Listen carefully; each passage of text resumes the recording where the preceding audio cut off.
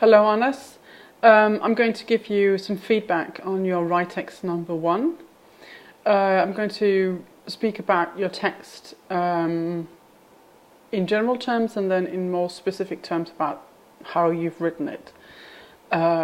If you go to the revised version of your text on iScore, you can see how I have corrected errors and some of the commentary that I have made there. I will also get into here. The errors may seem overwhelming in terms of all the corrections that I've made. It might look like there's a lot to consider. Take it one bubble as it is at a time and look at how I've changed your text and try and make sense of the logic behind my corrections. A lot of it has to do with words that shouldn't be there or words that should be there but aren't, spelling mistakes, things like that. So a lot of it is actually straightforward. Some of it may need you to reflect a little bit more on the text, but just take it one step at a time. It's, I think, less daunting than it looks at first glance. So the point of this video is for me to give you general feedback and kind of sum up what I think of your text and how you can improve for the next writings that you'll be doing. So I'm going to talk to you about organization and structure first, and then about the local level, as it's called, the individual words, grammar, sentences, etc. And then towards the end, what can you do next? The first thing that I noticed, which is something that I have said many times now, because it's something that you all have in common, is that you start this text off as if you are writing kind of like an academic essay.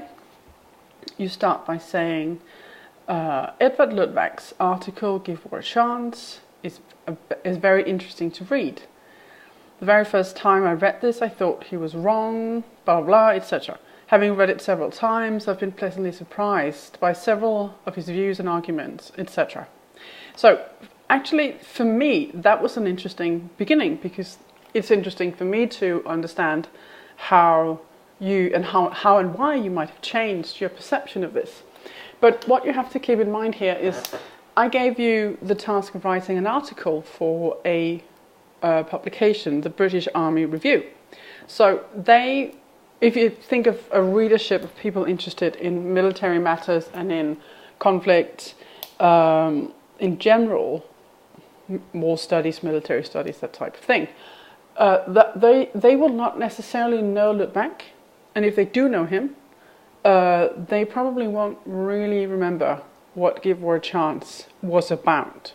So you need to frame that in the beginning of your text. So really kind of very briefly outline. I'm going to be going in to Give War a Chance. I'm going to look at it from a present day perspective and try and figure out if his thesis about war is still applicable or whatever it is you want to do. Also, you should probably think about, ideally anyway, think about how you can hook your reader. How do you make this reader be interested in this? You could use your own kind of reflections to say, on the face of it, it might seem so and so, but actually there is some truth to it that we should be considering today. In this article, I will go into whatever. So just make sure that you start off kind of speaking a language that appeals to the reader, but also is directed at the reader, because this feels more directed at someone like me, a teacher who's going to be judging you on your ability to analyze and reflect on the topic. That's part of it, but I'm also actually asking you to present this in a way that a reader who has no prior knowledge can still read it and feel informed, provoked, persuaded, whatever, right? So that's the first thing. Make sure you frame this text for the reader and that you set yourself up in a really in a beneficial way so that you can continue from that. Right, so that's the first thing that I noticed. The next thing has to do with creating a good progression through the text, the red thread, as we call it, right? When you read your text, which I hope you do as at least the last thing before uploading it, try and have a reader perspective on your text. Try and read it as a reader, someone with no prior knowledge. It might be good if you can leave the text for a bit and come back to it, maybe even the next day, ideally. Look for the places where the red thread, as we call it, is broken. There are a couple of places where the transitions are not there, and it's not clear for the reader, why am I reading this? How does that fit into the overall narrative? And that's a really important thing, is that you can tailor the way that you write to the reader, because it shows that you know how to think and you know how to present a case for someone. So a little bit more attention to structure, and then also controlling the text, making sure that you're in control of the text, and you use it to express your points of view. So it's not something that's, you're not struggling, but you're in control. One thing that can help you with that, and we're now moving more towards the actual sort of sentence level, the way that you write, one thing that can help you with controlling the text is writing things in a very straightforward and simple way. Sometimes we think that simple is a bad word, maybe. Simplistic is bad, because that means you're dumbing down the content. You're making it overly simple. But simple and straightforward is good. So that's another advice that I would give to you, is basically do what we say in Danish, skær det ud I pap. It's a really good expression, because it says a lot about what it is that you do there. You basically show and tell, and break it down for the audience.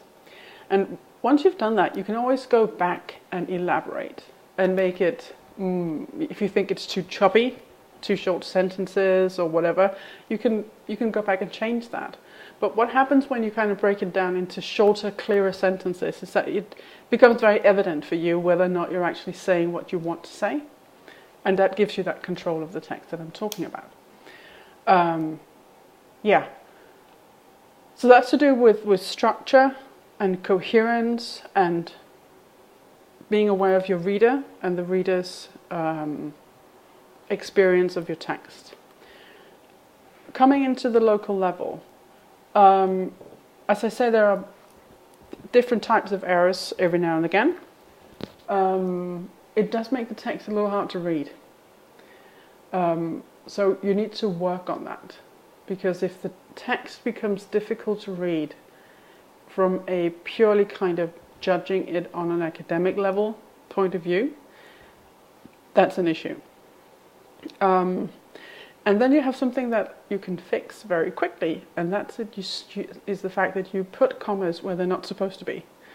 This is a very common thing, because the rules for commas in English are totally different to what they are in Danish. So, if in doubt, don't use commas. I think we will go into it at some point in class, how to do commas in English, or at least how to avoid the more common mistakes with commas, because it is a problem for a lot of Danish people, and it's counterintuitive how they do it in English. But if in doubt, don't do it, because it means that you will create less confusion for your reader. One thing that I would recommend for you in terms of getting rid of the mistakes is actually to read more.